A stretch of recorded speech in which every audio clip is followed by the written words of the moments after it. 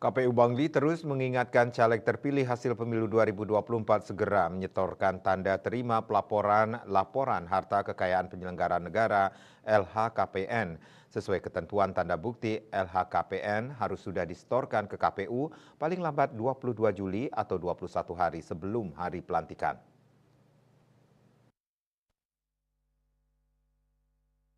Komisioner KPU Bangli Iketut Suandana mengatakan dari 30 caleg terpilih yang saat ini sudah menyetorkan tanda terima pelaporan LHKPN baru sebagian kecil. Caleg yang sudah menyetorkan tanda terima LHKPN yakni dari Partai Demokrat dan Gerindra.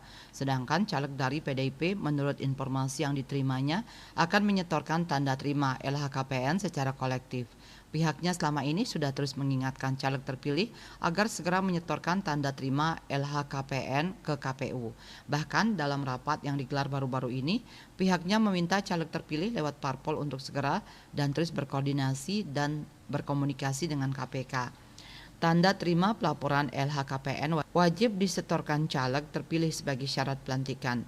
Apabila caleg terpilih tidak menyetorkan tanda terima LHKPN, konsekuensinya KPU tidak akan menyertakan nama yang bersangkutan dalam daftar nama yang akan dilantik. Bali Post melaporkan.